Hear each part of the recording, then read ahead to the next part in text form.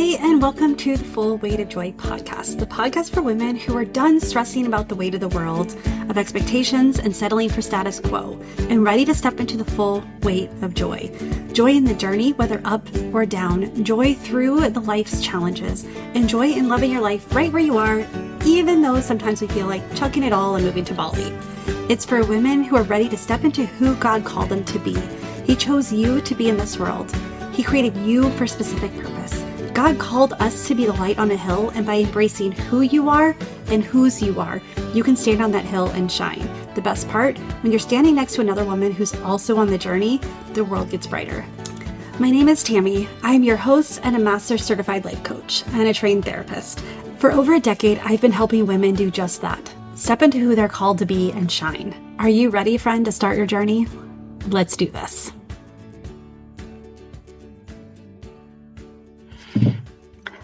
So I went on this trip.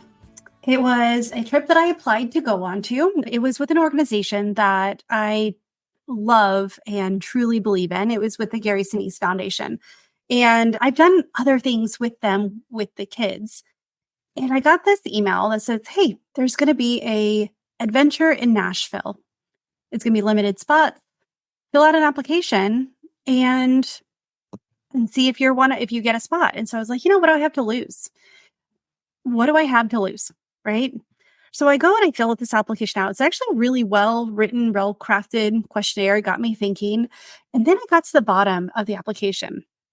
And it mentions in there that one is the application, again, does not guarantee our spot. But it talks about how we can't reach out to see if we've made it. They'll let us know whether we're selected or not. We have to agree that we will not ask any questions, we won't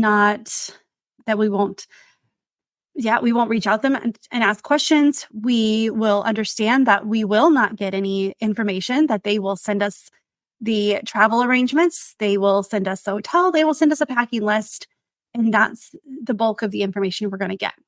That our responsibility is to get someone to watch our kids, that it is to get to the airport on time and to trust the process. And let me tell you, part of this was really intriguing and part of this freaked me out a little bit because I'm the planner.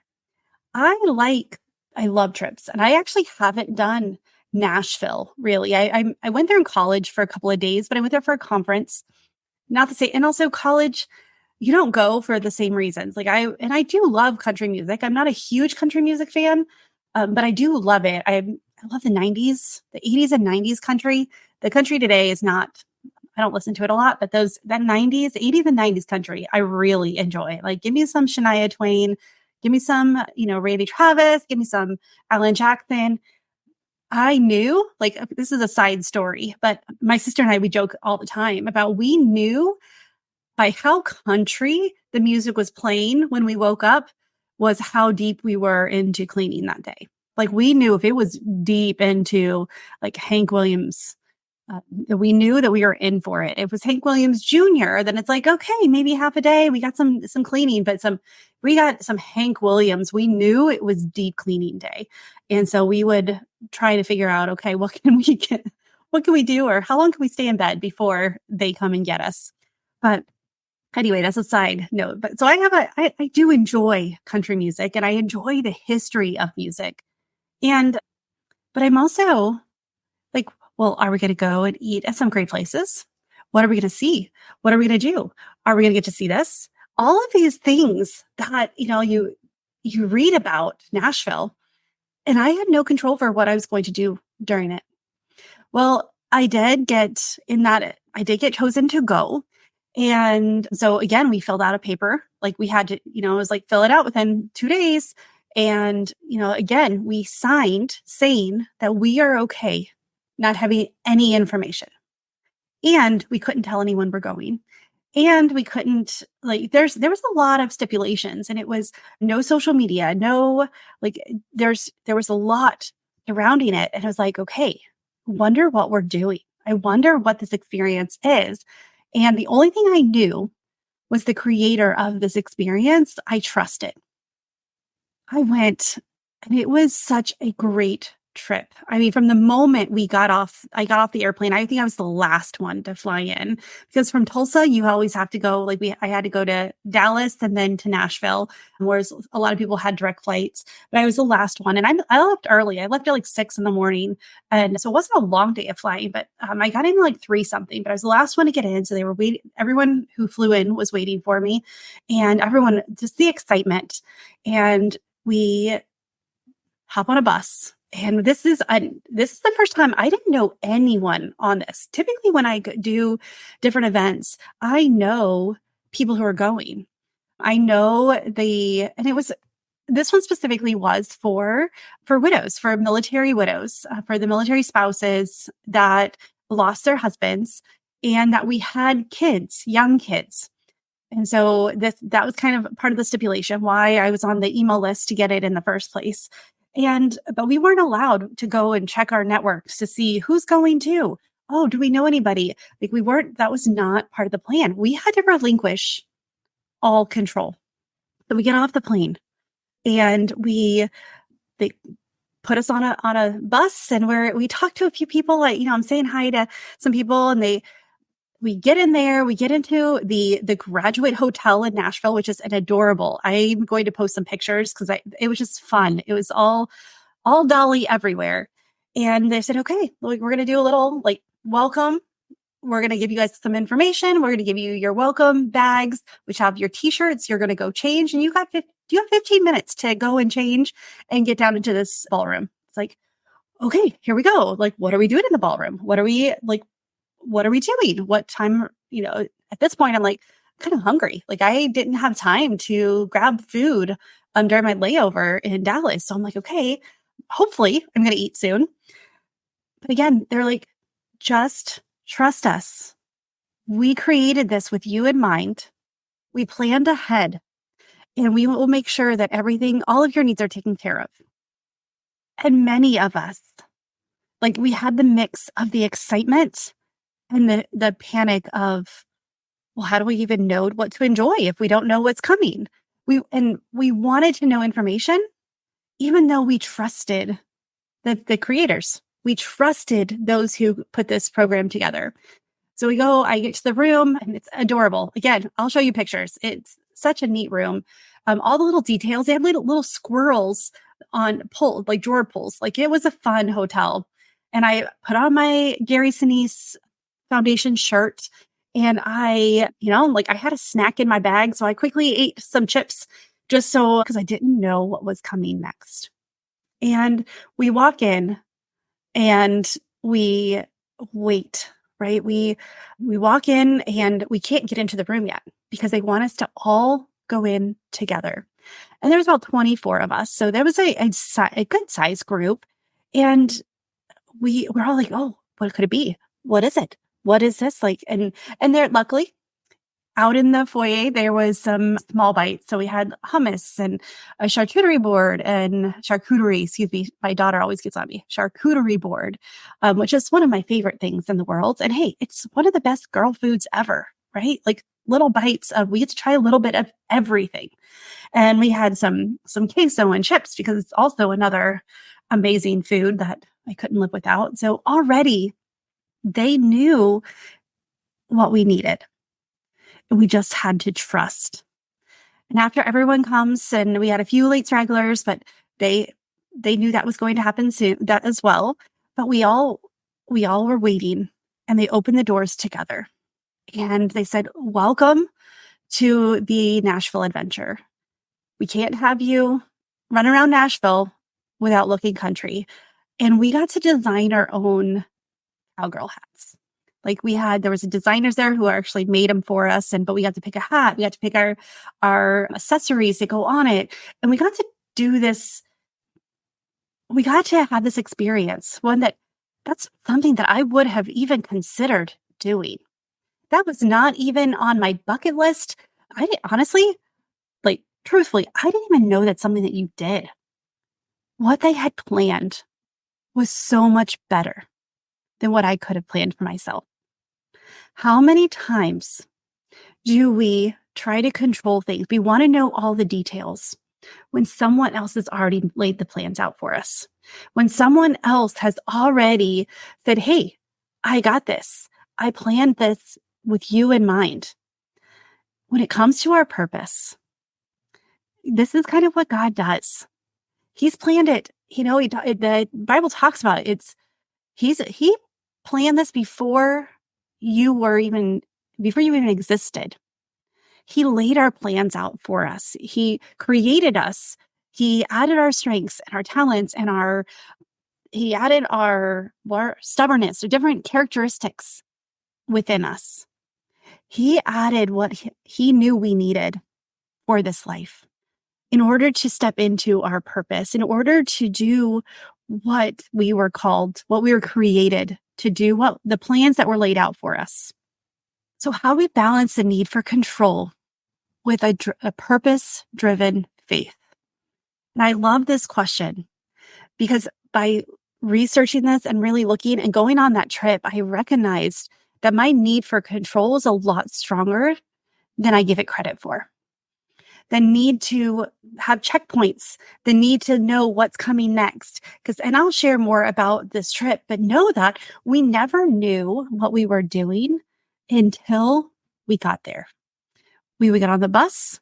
We would never know where we're going to eat until it showed up. We would never know the next place or what the next experience was until we got there. And then they would give us information about it. They give us some history about it and why they chose it. And it was just the entire weekend. It was 2.5 days. And the only thing we knew is what time we're meeting in the morning was 7:30. We were meeting at 7:30 in the morning. And then they did let us know. We're like, okay, can you just let us know when we can expect to be done for the night? Because we are all moms and we like to sleep and we have a limited amount of energy. We how excited do we get? And they're like, well, just expect 10:30-ish. You'll be done. 10:30 was definitely generous. There's days we got done at 11:30, but it was so much fun. How many times does God give us just enough information for us to take the next step? When we try to control every aspect, we are not balancing our purpose-driven faith. We are not trusting. We are allowing fear to decide for us what we're going to do. And I say this with a sincere heart and no judgment, because I recognized how many times I need to control things, how many times I want to know what the next step is. So I know to be excited. Do I brace myself? Even when my kids say, hey, mom, I need to talk. I'm like, okay, give me a moment. You say that statement. And then I need just a moment to gather myself because I don't know what's coming next. Because typically from the tone, I don't know if this is something good or something bad, or if I'm going to have to, mama bear something. Like, I don't know. But I like to know. I like to know what's going to happen next. When it comes to our purpose, when it comes to living our purpose, he doesn't give us all the details. A lot of times he doesn't tell us what's next because he knows how we would react if we knew it. He knows that it would be, well, we would start trying to change things. We would try to control that thing as well. We would choose less than he has for us. We would always choose the safe thing. Even if we're willing to get uncomfortable, we are not willing to get as uncomfortable as necessary.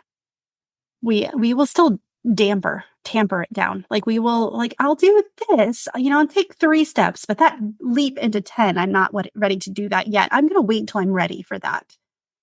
If God would have shown me as a young girl what he had planned for me, I mean, really, if he would show me now where I'm going in the future, there's been some momentum, some really big things that I cannot wait to share with you, but I can't yet.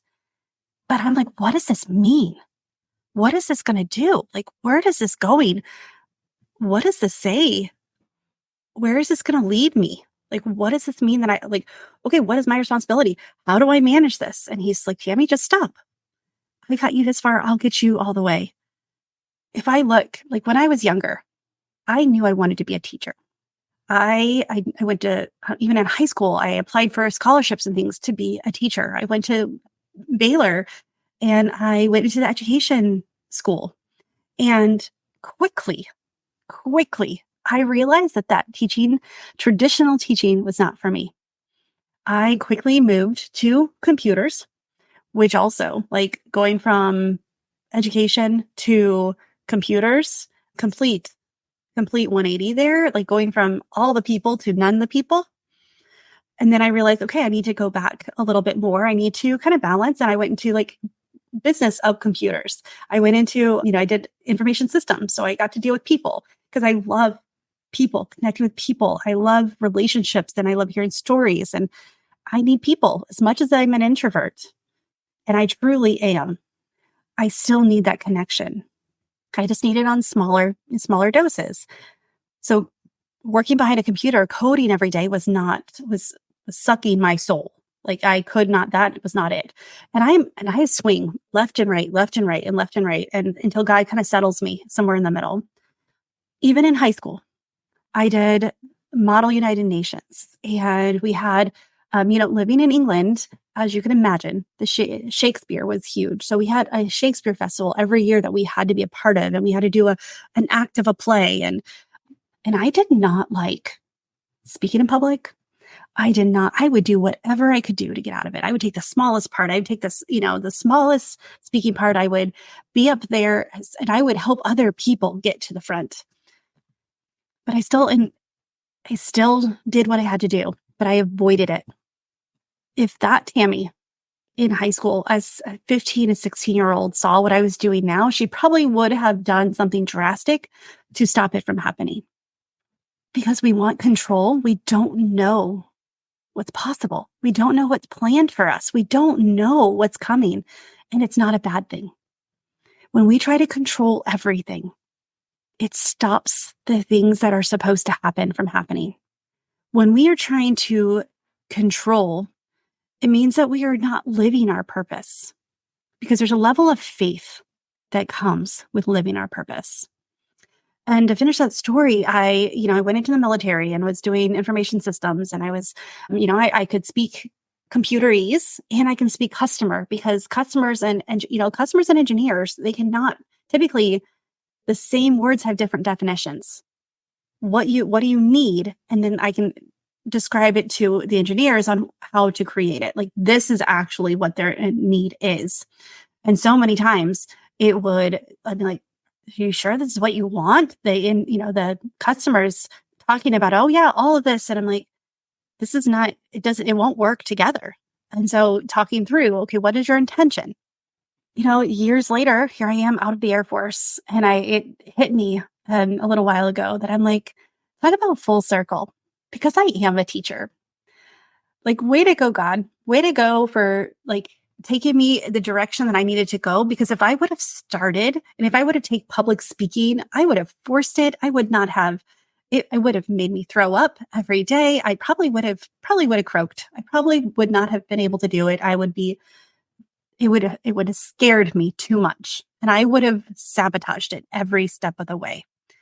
But the way he did it, he gave me insight. He gave me his wisdom. He guided me in a slow path of teaching a few, and then teaching a few more, and then learning a little bit more about teaching and speaking. And now I know Mr. Keegan is not listening to this. I know he doesn't listen to my podcast, but I know he follows me on social, and I know he is shocked that I get up and I'm talk to thousands of people.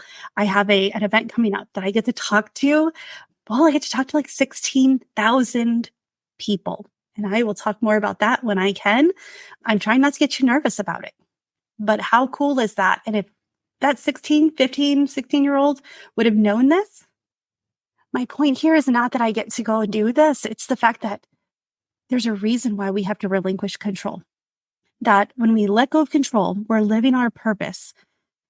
Living our purpose means allowing what was created for us in the past to come into fruition in the future. What was created for us in the past gets to come to light in the future. When you live your purpose, when you release control and understand that, okay, I just need to take one step, one faith step, one trust step, And maybe sometimes it is a trust fall. Maybe a lot of times it's a trust fall. But we have a creator who has created this with us in mind, crafting every detail, knowing that some of it we won't like, but we have the skills, we have the characteristics, we have the stubbornness to get through it. And we need that fire, we need that challenge, we need that trial to be able to survive what's coming next, good or bad. Just because we went through doesn't mean we're going to have bigger trials, but let's face it, we are. Let's call it a kettle black, right? Call the pot black, kettle black, but both of them are black, right? The pot calling the kettle black. There you go. We have trials, and everything we do gets us ready for the next. To have a purpose-driven faith, it means looking at what we've done,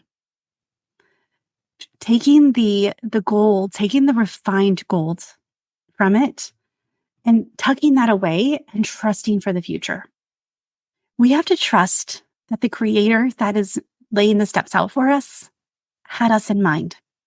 He knew what he was going to ask us to do, what he was going to allow us to partner with him, like the partnership that we get to step into. He could do it without us. And one of the things that I fear the most is that when he asks me to do something and I say no, and someone else gets to do it, because I so want what he has for me, which means that I have to be willing to release the control so that way I can let things happen the way they're supposed to. That way I can shift and pivot and fail and fall and make mistakes and take the wrong path, knowing that he directs my path and he'll get me back on that yellow brick road. He'll get me back. He'll tap me into place. And I can trust that if I control everything, it stifles. It puts out the fire. When you put a cup over a candle and you put it, or, it snuffs it out. The flame goes out. You can't shine your light when you have a container on top of it. When we try to control things, we try to just give a little bit of air, a little bit of air, a little bit of air, just so that way we can still okay, we'll shine a little bit, but I'm going to stay comfortable for the most part. And we have that false humility where it's I don't want to be bigger than my britches. I don't want to be prideful. And I look at Paul. He was bold. He was confident. He was to the point where you're was he arrogant about it? It's no, he trusted so much. Before the road to Damascus, he was arrogant and he was prideful, but even that God used, because he saw his arrogance and he saw how he's prideful, and then he saw the truth. His blindness helped him see for the first time. So it's not. So we have that. So throw away the false humility of, I'm gonna go slow in order to make sure it's the right direction. God will make sure it's the right direction. You just need to get out and act. And so what can we do? And I have 3 things here that how do I balance my need for control with a purpose-driven faith? Because let's face it, I don't think I'm ever going to be able to completely put down my need for control. And I'm willing to address it daily so that way I can truly live a purpose-driven faith. So I can do the things that God has laid out, because though they're scary, though they get me uncomfortable and they sometimes make me want to puke, when I get to experience that what he has for me and realize, and he shows me that, no, this is who I created you to be. I want you to impact others. I want you to teach and guide. And I want you, and boldly, I'm telling you, my purpose is to help you see your purpose and to live it, help you discover it, help you to find why ask the why questions of, why have you been through everything? Well, typically it's not the why that we get answers to. It's the what. It's the who that we get to answer from the past.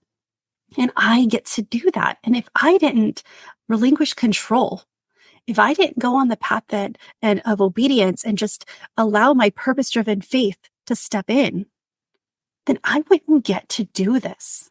I would still be doing something else, or I would take a job that would probably be great. I'd be good at it because it would be with my strengths. I would, go teach because I was actually filling out applications to go and teach college. I was going to go be a professor. I'm so glad that I recognized that I still wanted to teach, but I allowed God to show me the way. So these three things this is what I do is when I start feeling the need for control, I ask myself, what am I afraid of? And I'm not going to lie, a lot of the things are, what if it works? And that fear of success, that fear of what now, the fear of the responsibility that comes from it. And I have, from talking to a lot of women, we talk about the disconnect between discovering your faith and living, or it's discovering your purpose and living your purpose. And it's that fear of the responsibility and like the what if it works? What if that's just the beginning? That right there. And it's like, but what if it is? Like, how cool is that? And what if, just like God prepared you for this moment, He's already preparing you for the next one? So, what are you afraid of? Ask yourself when there's that need for control. I know that when I'm trying to control my son, when I'm trying to control a situation, part of it is like, okay, like this is one area so he does not like to get up in the morning. I want a clean kitchen in the morning. Like the kids switch off. Like Isaac has it for a week, then Linus has it for a week doing the kitchen. I tell them if it's emptied, the dishwasher's emptied in the morning, I will help keep it empty, like filled all day. And they will have less that builds up because I like a clean kitchen. There's a lot of things that I have relinquished, a lot of organization and cleanliness and like clutter, having them home all the time. But he does not want to get up in the morning to do it. And so, but he still wants to do it late at night. He wants to, he's an Enneagram 8, which one of the things that he's going to struggle with is he always thinks he'll have more time later. Everything is future focused. He will I will do it later. I'll have more time. And I'm like, okay, well, here is my deadline for you.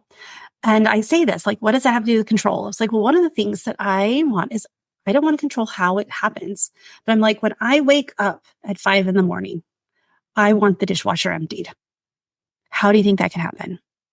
So, and one of the things one is it brings me some peace in the morning to wake up to at least a start of a clean kitchen. So I know you can feel me there. But the other part too, one of the fears of mine is that he does not like to be given deadlines. How many of us have deadlines all the time? I'm like, if you don't know how to hit a deadline, you're not going to be able to keep a job. You're not going to be able to manage when you go to college and you have multiple teachers who all believe that, all the papers are their papers are the most important. You got 7 of them all at the same time and you wait till later. So there's a fear there. And I don't think it's unfounded, but I have to relieve. So the control part is that I'm like, so I demand that this is my deadline. This is when I stop to look and realize that like, okay, that was my fear. Then how can I help him meet the deadline? How can I give him options? And so we talk about, okay, if he starts the dishwasher right after dinner, then it'll actually run and it'll be done before he goes to bed. Problem solved. And then I'm happy. It met my requirement. You don't need to get up 6:30 in the morning, 5:30 in the morning, whatever. The other side of things is when I control, like, okay, well, where are you going? What are you doing? Now that he has a driver's license, he wanted ice cream. He grabbed the keys, went to get some ice cream. Luckily, he brought me some back too. So not too terribly sad about that. But there's always a fear attached to control. So what are you afraid of? The next is, how have you overcome challenges in the past? I want you to ask yourself that. Okay, what challenges did I just overcome? What got me there? Was it support from a friend? Was it a characteristic? Was it a stubbornness? Was it a scrappiness? Was it a skill? Was it a talent? Was it a gift? What is it, a strength? And the third is, what is it worth to you? What are you willing to sacrifice? Are you willing to sacrifice the discomfort of not knowing and releasing control? Those three things help me put in perspective of my purpose-driven faith. What I want from God is way more. I know He promises, and it can be way more than I can ever imagine. So if I try to control it, it means I'm settling for less. So am I willing to sacrifice my comfort and sacrifice the control, sacrifice not knowing in order to get what He has planned for me? And I am. This went a lot longer than I expected. I figured talk about releasing control and it would go pretty quick, but this is a subject that it's near and dear to my heart, and I know that it's near and dear to yours. I know because when I talk to you and I ask questions, it's that control keeps showing its ugly head. So instead of working against it, work with it. Ask yourself, what are you afraid of? Why is having control over this so important? By doing that, it really shows you. It puts it in a perspective. It puts it in a light. It brings the ugliness of it to light, so it loses its power over you. And then you can decide, no, this is something that I really do need to control, or no, this is something that I need to relinquish it completely and just have faith. And because of this, and this, I have evidence that I can. Because our brain loves evidence. Our brain loves to see what's possible.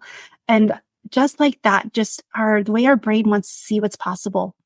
If you're ready to see what your purpose is, you're ready to discover it and then live it. If you're ready to relinquish control for a purpose-driven faith, DM me, call me, all the things. My website is still not up. It's, this is one other thing that I cannot control, but it's coming. My new website, my old one came down, my new one's about to go up, but all the things are a little complicated. But I'm still on Facebook. I'm on Instagram. I've got email. Message me. Let's talk about what's possible for you. So with that, friend, I hope you have an amazing week. Ask yourself today these questions and see what you're trying to control and how by relinquish it, you can gain a peace. You can live a purpose-driven faith, and you can just have a little more fun with not being in fear all the time. All right, friend, with that, choose joy until joy chooses you. I will see you really soon. All right, bye.